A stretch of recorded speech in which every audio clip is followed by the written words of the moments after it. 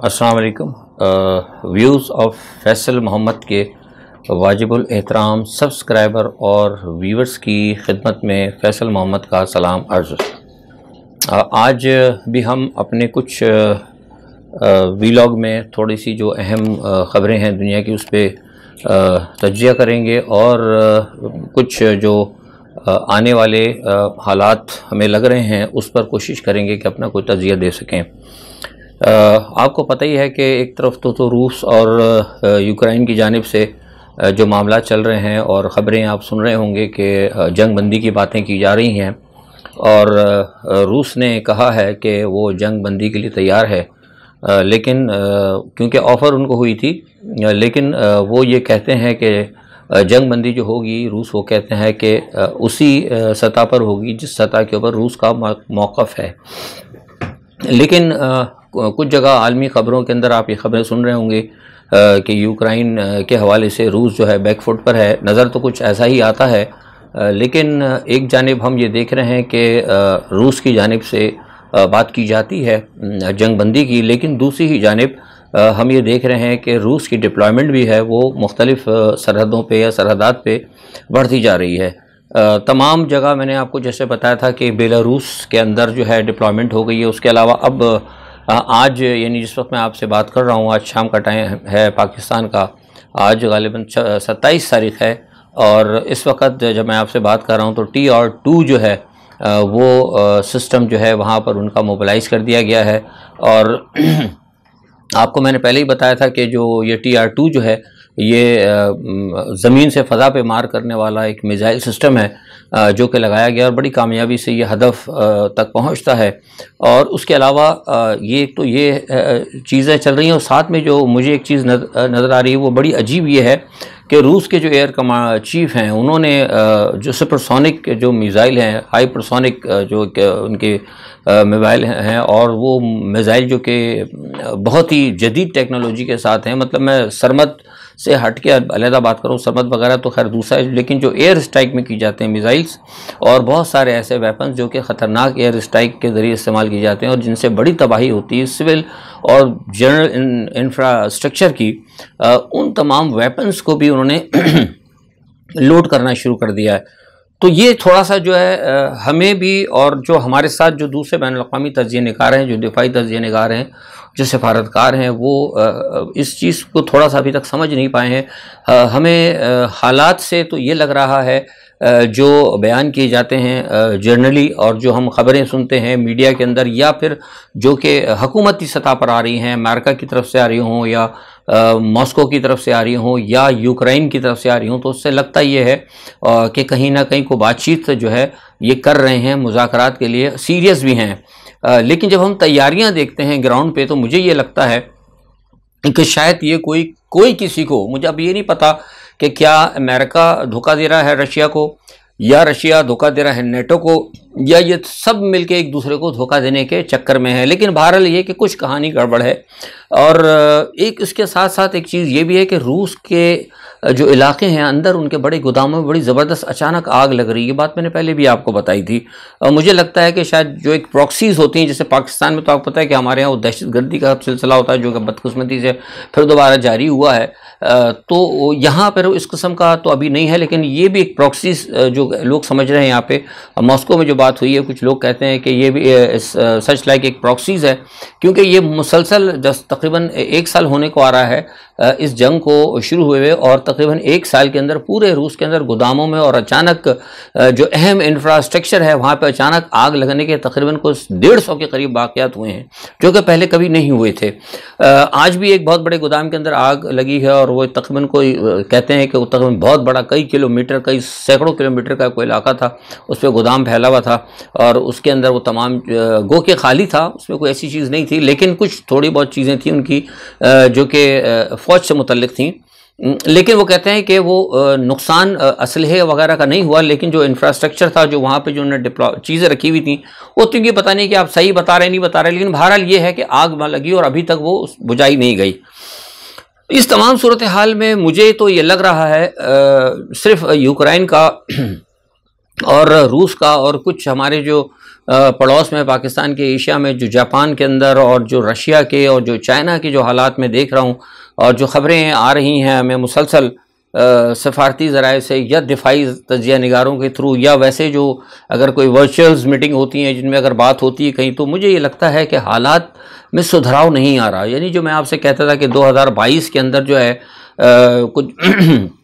माफ़ कीजिएगा कि वो जंगें, बड़ी जंगें और बड़े मामलात, मुझे लग रहा है कि मामलात कहीं ना कहीं उसी तरफ जा रहे हैं, क्योंकि सुधराव जो है पैदा नहीं हो रहा। मतलब कहीं उम्मीद होती है, कुछ होप होती है कि कुछ लोग कहीं बैठे हैं, कोई यूनाइटेड नेशन का अभी तक कुछ नज़र नहीं आ रहा। अब यूएन की सलामती कौंसिल की तरफ से एक बात ही की गई है कि वो नए साल के ऊपर जो है बैठ के बात करेंगे जनवरी के एंड में। पता नहीं जनवरी यहाँ तो जो सूरत इस वक्त चल रही है, तो ये भी हो सकता है कि कल हम सुबह सो के तो पता लगा कि जनाब पोलैंड के ऊपर हमला हो चुका हो। हालात कुछ इस किस्म के हैं, क्योंकि जो वहाँ पर लग चुका है बेलारूस की जो बॉर्डर्स के ऊपर जो डिप्लॉयमेंट हुई है और इवन जो फिनलैंड के बॉर्डर पर जो डिप्लॉयमेंट हुई है, तो मुझे तो लगता है कि किसी वक्त कुछ भी हो सकता है। और सारे बयानात अगर मैं देखूं लोगों के तो वो कुछ और है, लेकिन अंदरूने जब हम देखते हैं तो हमें चीज़ें कुछ और नजर आ बड़ा डिफरेंट, मतलब 90-20 नहीं है, मतलब 50-50 का है, मतलब इधर कुछ होता है और उधर कुछ होता है। तो ये जो है ना सूरत हाल हमें थोड़ा सा परेशान कर रही है और गालिबन सारी दुनिया के लिए भी परेशानी का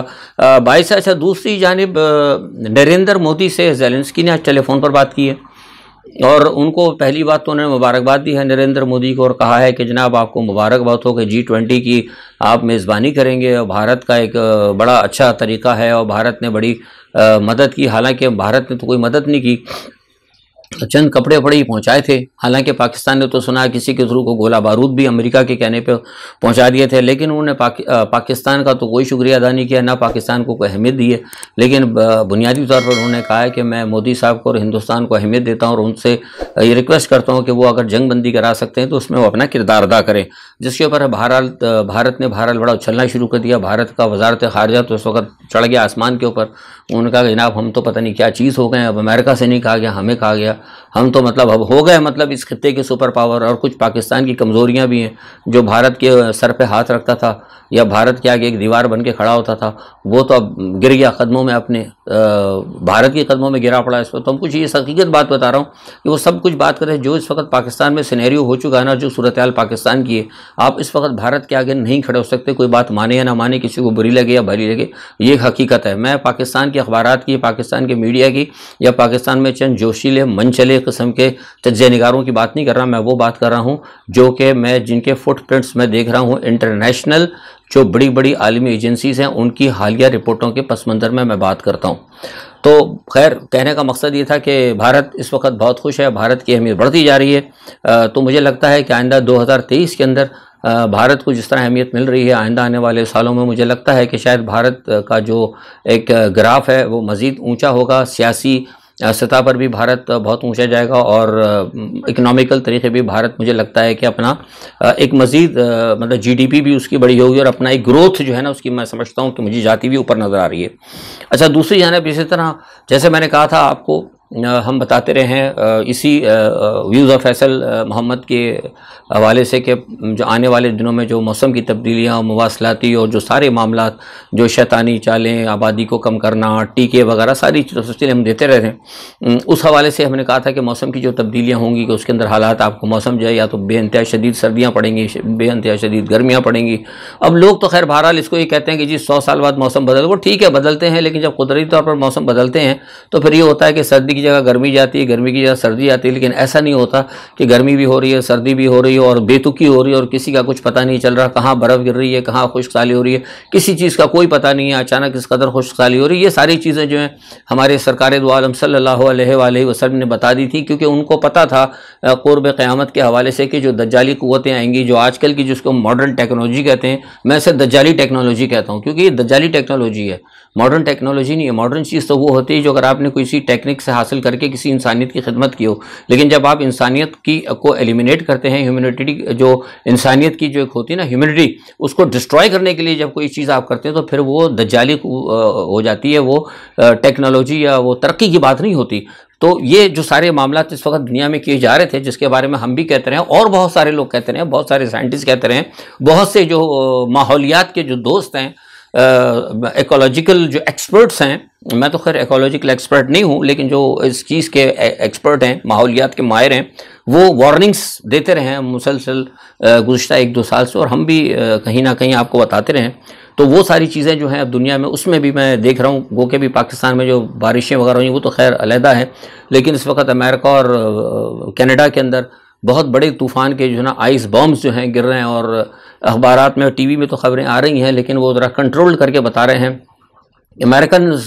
जो वहाँ पे माहिरीन हैं उनसे पता लगा, वो बताते हैं कि अगर किसी जगह वो 30 बताते हैं लोग मर गए, तो दरहकीकत 30 नहीं, वो उनकी तादाद तकरीबन दुगनी होती है। और वो इसलिए भी मतलब छुपा रहे हैं कि उनको पता है, क्योंकि ज़ाहिर है पाकिस्तान की इतना तो लोग नहीं है ना, वहाँ तो अमेरिकन हैं, पढ़े लिखे जो भी है, जैसे भी उनके अंदर अवेयरनेस है, उनको पता है कि क्या कुछ अमेरिकन करते रहे हैं और क्या इनकी टेक्नोलॉजी है, किस तरीके से करते रहे हैं, क्या दुनिया में ये hard technology, they know all the story कि भाई क्या मतलब ये मतलब करते रहते हैं, मतलब शैतानी काम। तो इसलिए उनको ये भी खतरा है कि ऐसा ना हो कि कोई वो सारा मामला उन पे उल्टे, लेकिन ये मामला उन पे उल्टेगा। मैं आपको बता रहा हूँ 2023 ये जो सारी मैं आपको तजिया अपने दे रहा हूँ, इसलिए दे रहा हूँ कि सब कुछ जो इन्होंने काम किए हैं ना, इसका कहीं ना कहीं जो है ना एक अमल का एक रद्द-ए-अमल ज़रूर था, तो वो रद्द-ए-अमल अब शुरू हो चुका है। ये इतने बड़े बड़े जो आइस बॉम्ब गिर रहे हैं जिसमें लोग बेइंतहा मर रहे हैं, 2-2 ढाई मीटर जो है बर्फ़ गिर रही है, बेइंतहा लोग मर रहे हैं। और ये अब काम मुझे लगता है कि कहीं ना कहीं शायद यूरोप के अंदर भी आइंदा आने वाले दिनों में होगा। तो यूरोप में तो वैसे ही आपको पता है कि हमारे यहाँ इस वक्त तवानाई का बहरान पैदा हो रहा है, बिजली का और गैस का। सर्दियों के अंदर, आम सर्दियों में बड़ी प्रॉब्लम्स हमें हो रही हैं। तो अगर ये इस किस्म की अगर कोई जिसे कहते हैं कि अटैक्स होना शुरू हो गया, आइस अटैक ही कहूँगा मैं इसको, अटैक ही है, हमला ही है, अगर ये शुरू होगा तो फिर यूरोप का जो है हाल वो भी बड़ा ख़राब होगा। तो 2023 के अंदर मुझे लगता है कि आने वाले साल में जो है ना हमें कहीं से कोई अच्छी खबर बैनुल-अक़वामी सतह पर भी कोई शायद चीज़ हमें नहीं मिलती नज़र आती मुझे। दूसरा, यूरोप की अगर मैं बात करूँ तो यूरोप में मुझे कुछ बेचैनियाँ नज़र आती हैं, कुछ थोड़ा सा जो इस वक्त महंगाई वगैरह जो बढ़ गई है, मुझे लगता है कि ये मामला बढ़ेगा, क्योंकि एक इब्तिदा वहाँ से हो चुकी है। अब इसमें रिसेशन जो आया ये रुकेगा नहीं। मेरा ख्याल है कि शायद हो सकता है इस चीज़ को लेकर यूरोप के अंदर जो है को बड़े पैमाने पर मामला ख़राब हो सकते हैं। यहाँ पे कोई खाना जंगी तो नहीं कहूँगा, लेकिन मुल्कों के दरमियान अगर मैं ये कहूँ कि शायद अगर कोई टसल हो सकती है, जो मैं देख रहा हूँ, जो मेरे मतलब बेसिकली मैं ये बता दूँ कि देखने से, जब मैं कहता हूँ मैं देख रहा हूँ, उससे मुराद ये नहीं कि मैं मतलब कोई गैब की बात कर रहा हूँ, मतलब गैब का इल्म तो सिर्फ अल्लाह को है, लेकिन जो रिपोर्ट्स हैं मेरे सामने, जो चीज़ें मैं देख रहा हूँ टेबल के ऊपर, या जो हम जो सारी सूरत हाल जिसको हम ऑब्जर्व करते हैं बहैसियत एक एनालिस्ट के तौर पर, मैं आपको बता रहा हूँ कि मेरा तजिया है कि 2023 के अंदर यूरोप के अंदर कुछ मुल्कों के अंदर आपस के अंदर जो है धींगा मुश्ती उर्दू में हम कहें तो वो हो सकती है, और हो सकता है कि या जो यूरोपियन यूनियन का जो शेंगन का है ये भी शायद टूट जाए। और मुझे लगता है कि फ्रांस और जर्मनी जो है इस हवाले से कहीं ना कहीं उलझ जाएं, और मामला भी लगता है। और अभी जो ख़ास तौर पे इनके अंदर जो दूरियां पैदा हो रही हैं वो भी नेटो की वजह से हुई हैं, क्योंकि नेटो जो अमेरिका के पीछे चला गया है, इसमें मैंने आपको पहले भी बताया था कि यूरोप के अंदर बड़ी बददिली फैल रही है। तो ये सारे मामलात हैं। सऊदी अरब के हवाले से मैंने आपको कहा था कि सऊदी अरब के अंदर अरब में तब्दीलियाँ आएंगी, और अरब में तब्दीलियाँ आनी शुरू हो गई हैं। अरब आप देखें कि चाइना की तरफ जा रहे हैं, बहुत सारे मामलात हो रहे हैं। दूसरा ये कि सऊदी अरब ने श्रीलंका के अंदर बड़े पैमाने के ऊपर वो की है, इन्वेस्टमेंट की है, वहाँ के ऊपर वो करने जा रहे हैं बिलियंस ऑफ ट्रिलियंस की। और हालांकि वहाँ पे चाइना भी ऑलरेडी मौजूद है, और हालांकि अभी श्रीलंका डिफ़ॉल्ट भी कर गया था उसके बावजूद, लेकिन बुनियादी तौर पर वहाँ एक कौम है, वो किसी ज़माने में थे जाफना का और तामिल का, आपको पता है झगड़ा चलता था। जब तक वहाँ पर लिसानी झगड़ा था, ये ज़रा नोट कीजिएगा बात, जब तक वहाँ पे लिसानी झगड़ा था, किसका, तामिल का और तामिल टाइगर्स का और सिंघाली का, दो थे वहाँ पे, सिंघाली और तामिल टाइगर, यानी लिसानी था वहाँ पे कश्मकश। नतीजा क्या कि श्रीलंका जो है तबाह बर्बादी होता रहा। लेकिन जब वहाँ पे ये लिसानी मसला ख़त्म हुआ और एक लिसानी इशू को ख़त्म किया गया, वहाँ पे उन्होंने एक ऐसी चीज़, एक नया तरीक़ाकार अडॉप्ट किया, तो आप श्रीलंका बहरहाल ठीक है तबाह हो गया था, लेकिन अब दोबारा वो खड़ा होने लगा। लेकिन पाकिस्तान उसके बनस्बत आप देखेंगे वहाँ तो दो थे और यहाँ पे 4 लिसानी थे, और चारों एक दूसरे की दुश्मन है। तो जो बात मैं बार बार कहता हूँ कि अगर आप मुल्क को बचाने से बात करते हैं तो सिर्फ ज़रा इस्टेब्लिशमेंट की तरफ ना दौड़ा करें, बेसिकली हमारे जो अपना इज्राए जो तरकीबी है ना इस मुल्क की, उसको भी गौर से देखा करें कि हम किधर खड़े हुए हैं। तो ये एक सूरत हाल है। दूसरा, 2023 में मुझे लगता है कि तालिबान अफ़गानिस्तान के हवाले से शायद अफ़गानिस्तान के हालात 2023 में मुझे लगता है कि ठीक नहीं होंगे, बल्कि मेरा ख्याल है जो मैं देख रहा हूँ कि वहाँ पे हालात मज़ीद ख़राब हो सकते हैं। और जो तालिबान के हवाले से कहा जा रहा है कि वो कर दो ख़वातीन, मुझे नहीं लगता कि ख़वातीन की जो है वो तालीम के ऊपर अब वो मज़ीद इजाज़त देंगे, मेरा ख्याल है। चाहे अब वेस्ट कह रहे हैं कि वेस्ट तो पूरा कह रहे हैं कि हम ये कर देंगे वो कर देंगे, लेकिन मुझे नहीं लगता वो उन्होंने स्टैंड ले लिया है। अच्छा, दूसरा पाकिस्तान के हवाले से अगर मैं बताऊं तो पाकिस्तान के अंदर भी मुझे दूर दूर तक फिलहाल कोई जो है अभी अच्छाई नज़र नहीं आ रही। आज इमरान खान साहब ने कहा है दोबारा के इलेक्शन मार्च में हो जाएंगे और अप्रैल तक, और लेकिन बहरहाल मैंने जो आपको कहा था कि मैं जून के बाद ही या मई जून के बाद इलेक्शन देख रहा हूँ, और मेरा अपना ख्याल है, लोग अब खिलाफ हो जाते हैं तो हो जाए, मैं क्या कहूँ, बात सही कहता हूँ मैं, सही बात में तो अब किसी की वो नहीं करनी चाहिए, क्योंकि बात तो फिर अल्लाह ताला को जवाब देना होता है। मतलब किसी की खुशनुदी तो नहीं है ना, मैंने कोई व्यूज़ लेने, क्योंकि ये मैं देख रहा हूँ कि जब यहाँ पे एक आजकल एक ट्रेंड चल पड़ा है कि जितना आप इस्टेब्लिशमेंट को गालियाँ देंगे और जितना हमारे सिर्फ मेरा लीडर है ना इमरान खान, जब मेरे लीडर की अगर आप तारीफ, मैं लीडर तो तस्लीम करता हूँ, उसको गलतियाँ होंगी, इसमें गलतियों की मैं कहता हूँ गलतियाँ हैं बिल्कुल, लेकिन बाहर लीडर है मेरा, मैं तस्लीम करता हूँ, हमारा ईमानदार लीडर है, मतलब अच्छा आदमी है, बहुत अच्छा है, बड़ा मजबूत लीडर है, बड़ी पार्टी है, लेकिन पॉलिटिकल गलतियां जो है ना मुसलसल वो कर रहे हैं या करवाई जा रहे हैं। अभी मेरा काम नहीं है, ये वो लोग देखें जो लोग उनके साथ हैं, वो देखें, मेरा काम है निशानदेही करना, को माने या ना माने। तो बहरहाल उन्होंने ये कहा है कि वो फिर इंसिस्ट कर रहे हैं कि जनाब वो अप्रैल के अंदर, लेकिन मेरा ख्याल है कि जून के अंदर ही जून के बाद होना चाहिए, क्योंकि देखिए उसकी वजह मेरी समझ में नहीं आ रही। उस पर मैंने मतलब कुछ बाहर के भी लोग हैं जो पाकिस्तान को ऑब्जर्व करते हैं, मैं फॉरेनर्स की बात कर रहा हूँ, मैं पाकिस्तानी मतलब ओरिजिन फॉरेनर्स की बात नहीं करता, वो भी ये कहते हैं कि ये जून के अंदर पाकिस्तान का बजट आना है, तो इमरान खान को क्या तकलीफ हो रही है कि वो जून से पहले इलेक्शन कराना चाह रहा है। पाकिस्तान में है क्या, वो कहते हैं इस वक्त आपके खजाने में है क्या, कि जो बजट जो आप बनाएंगे तो इमरान खान कहाँ से लाएगा, कहाँ से पूरा करेगा। वो करेगा जब आपकी गवर्नमेंट अगर गिर रही है, अपने वजन से खुद गिर रही है, उनके पास तो जून के ऊपर जो नया असाब आने वाला है, इमरान खान अपने पर क्यों ले रहा है। इमरान खान को जब पता है कि सारे वोट्स उसके पास हैं, सारे लोग उसके साथ हैं, तो करने दो इनको, अपने वजन से खुद गिरने दो। लेकिन समझ में नहीं आती कि जो अपनी हुकूमत है वो भी तोड़ने के लिए बेकरार हो रहे हैं और जल्दी से जल्द वो करें कि जून से पहले इलेक्शन करा लो। ये बहरहाल बातें मेरी समझ से कम मैं भी नहीं समझ पा रहा, और ना जो बैनुल अक़वामी जो तज्ज़िया निगार है ना, जो कि एक्सपर्ट्स हैं, जो कि एशिया के ऊपर, एशिया की माशी पॉलिसी के ऊपर, जो एशिया की दिफाई पॉलिसी के ऊपर, जो एशिया की सियासी पॉलिसीज़ की आने वाली पॉलिसीज़ पे नज़र रखते हैं, वो जब कहते हैं कि ये पता नहीं कि ये किस किस्म की चीज़ें जो है पाकिस्तान में हो रही हैं, तो मुझे लगता है कि सारे मामलात में मुझे 2023 के अंदर कहीं भी फ़िलहाल कोई मुस्तकबिल किसी का रोशन नज़र नहीं आता। और आज फिर दोबारा वही बात चौधरी फवाद साहब ने कर दी, और आपने देखा, मैंने आज से 3 दिन पहले, 2 दिन पहले भी मैंने कहा था कि अमेरिका में जब बिलावल साहब गए थे तो मैंने कहा था कि वहाँ पे उनको बातचीत की है और सारे मामला तो क्यों। और आज आप देखें कि बिलावल ने आज अमेरिका से वापसी के बाद कितना सख्त बयान दिया है। उन्होंने इमरान खान के साथ साथ हमारी खातून अव्वल जो साबिक़ा हैं उनको भी रगड़ दिया, उन्होंने कहा कि उनको भी जेल जाना पड़ेगा, वो तो शुक्र करोगे, वो नहीं, दूसरे अल्फाज में उन्होंने धमकी दी। और ये मैं बता रहा हूँ कि वो तैयारी कर रहे हैं, ये तैयारी कर रहे हैं बुशरा बीबी को भी जेल भेजने की। ये मैं आपको इस चैनल से खबर, अब वो कैसे भेजते हैं, क्यों भेजते हैं, वो छोड़ दें, मैं अभी बात नहीं करूंगा। वो जो जाने जो कसीदे पढ़ रहे हैं ना, वो बताएंगे बाद में खुद ही, मैंने तो इशारा दे दिया आपको, तैयारी पूरी है इनकी।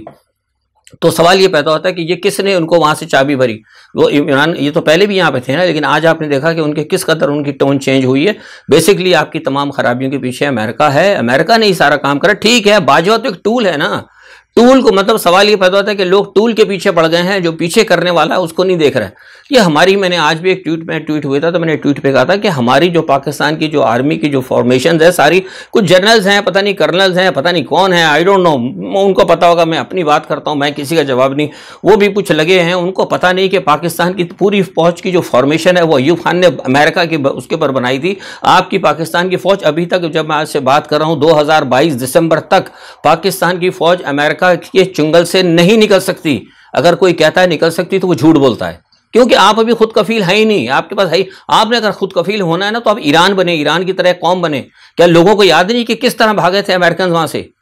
पता है, जरा जाके थोड़ी तस्दीक करें ना, लोग तारीख नहीं पढ़ते, जरा देखें कि अमेरिकन किस तरह निकले थे, कैसे भागे थे वहां से, तो फिर उस कौम ने तरक्की भी की थी। आप सारे लोग इतनी बड़ी एम्बेसी आप लेके बैठे हैं, जो लोग आजकल तज्जिया निगार हैं इतने सारे बैठ के करते हैं, उन तज्जिया निगारों से पूछें कि कभी किसी ने इस्लामाबाद के अंदर जो अमेरिकन एम्बेसी, कभी उसके अंदर घूम के भी देखा है कितने लोग हैं? बस लगे हुए हैं, बस हर बंदा इस्टेब्लिशमेंट है। मैं कहता हूँ कि इस्टेब्लिशमेंट शैतान है, बहुत बड़े शैतान है। लेकिन सवाल ये पता था कि उन शैतानों के सर पे हाथ किसने रखा हुआ है। जब तक उन हाथों को नहीं तोड़ा जाएगा, वो शैतान आपके दरमियान हमेशा नाचते रहेंगे। आज के लिए इतना ही, अपना बहुत ख्याल रखिएगा, अल्लाह हाफिज़।